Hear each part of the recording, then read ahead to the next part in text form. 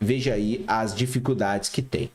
Diversificação do risco específico da empresa. Então, diversificação do risco específico da empresa. Vamos ver o que é essa questão da diversificação.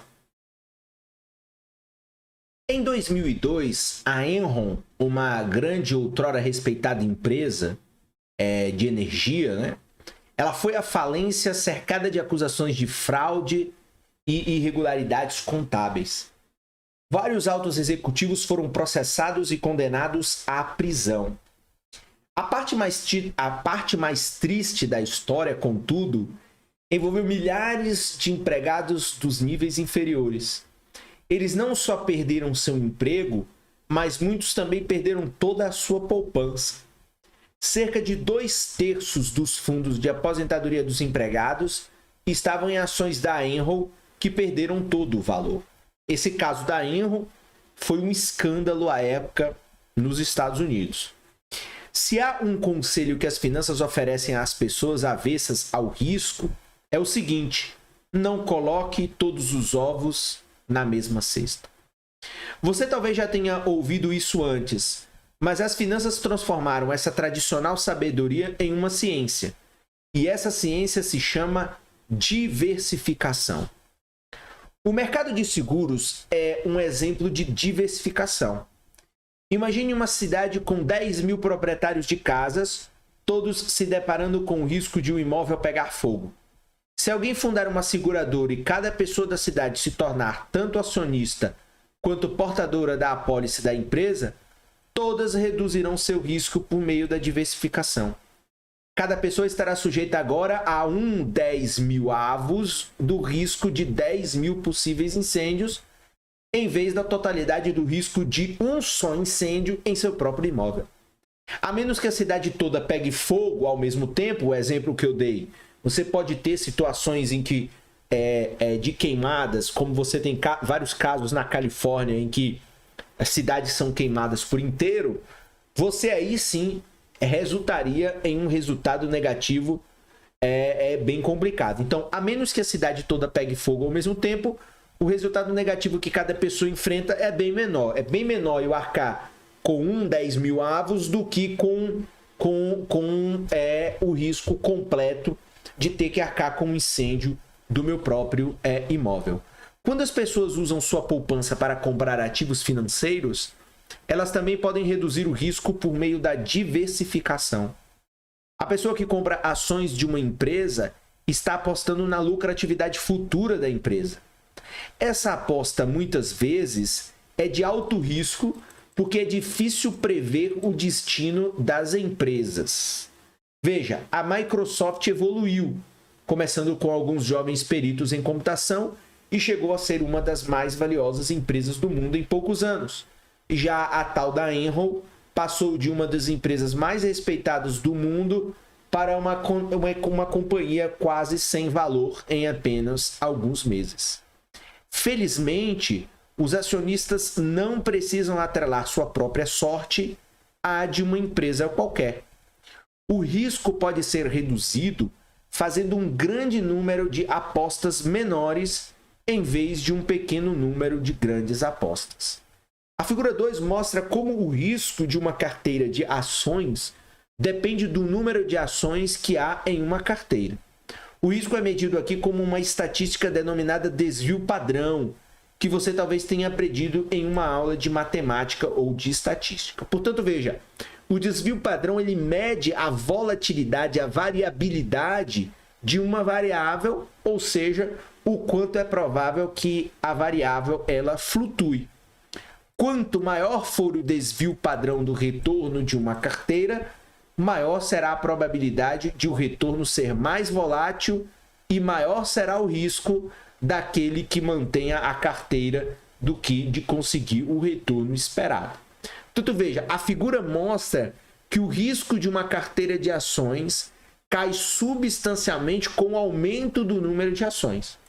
Para uma carteira com uma só ação, o desvio padrão é de 49%. Passar de 1 para 10 ações elimina cerca de metade do risco. Passar de 10 para 20 ações reduz o risco em mais 13%. Então veja como é difícil. Portanto, à medida que o número de ações continua a aumentar, o risco continua a cair, embora as reduções do risco após 20 ou 30 ações sejam consideradas pequenas. Então, se a gente voltar aqui para a figura 2, então veja, a diversificação é uma maneira de reduzir o risco. Então, eu tenho aqui o desvio padrão de retorno da carteira. Então, menos ações, maior o risco. Mais ações. Então, veja aqui, ó, tem um ponto aqui, né? Então, mais de 10, depois aqui 20 ações, você começa a ter aqui uma redução considerável do risco. Portanto, mediante a diversificação, o aumento do número de ações na carteira vai reduzir o risco específico da empresa.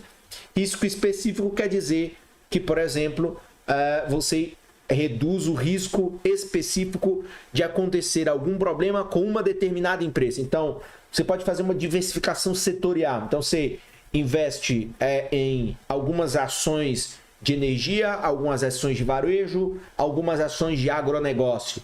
Então, os riscos específicos de um determinado setor são minimizados quando você tem outros investimentos. Porém, os riscos de mercado eles vão permanecer, que são chamados os riscos sistêmicos. Então, em caso de crise, mesmo com a diversificação, você não tem condição de reduzir o risco por completo. Então, isso aí é uma maneira de entender isso de maneira adequada. Então, veja, essa figura ela mostra como o risco de uma carteira, medido aqui com a estatística, que é a denominada estatística de desvio padrão, depende, portanto, do número de ações na carteira. Presume-se que, portanto, o investidor ele coloque um percentual igual da sua carteira em cada uma das ações. Aumentar o número de ações, portanto, reduz, mas não elimina o montante de risco de uma carteira, porque você tem o chamado risco sistêmico. Agora, é aqui para baixar. Observe que é impossível, portanto, eliminar todo o risco por meio do aumento do número de ações em carteira. Então, a diversificação ela é capaz de eliminar o chamado risco específico da empresa, ou seja, a incerteza que está associada a empresas específicas. Então, se você colocasse lá seu dinheiro todo na Enron, você ia perder todo o dinheiro. Mas se você coloca um pedaço na Microsoft e um pedaço na Enron, a Enron quebra, você perde o dinheiro, parte dos seus recursos decorrente dos riscos específicos dessa empresa. Mas você continua com seu investimento na Microsoft. E se você tiver um risco de mercado, né, digamos, um risco de uma guerra, um risco político, consequentemente, todas as ações elas vão sofrer incertezas. Mas a diversificação não elimina o chamado risco de mercado, ou chamado risco sistêmico. Então, veja, aqui a nota de rodapé diz o seguinte: em termos financeiros, o risco específico da empresa é comumente denominado risco diversificável ou não sistemático, enquanto o risco de mercado é chamado de risco sistemático ou risco sistêmico, risco do sistema econômico, ou não diversificável. O risco total, portanto, é composto por parte do risco diversificável mais o chamado risco não diversificável.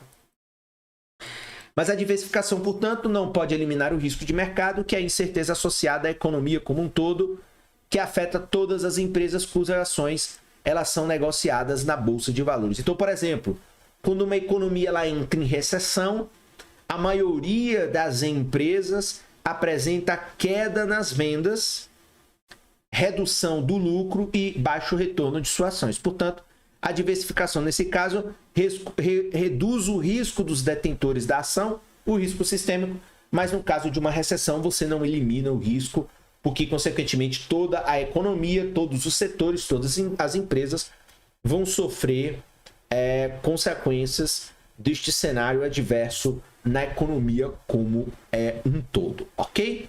Então, esse aí é o segundo caso.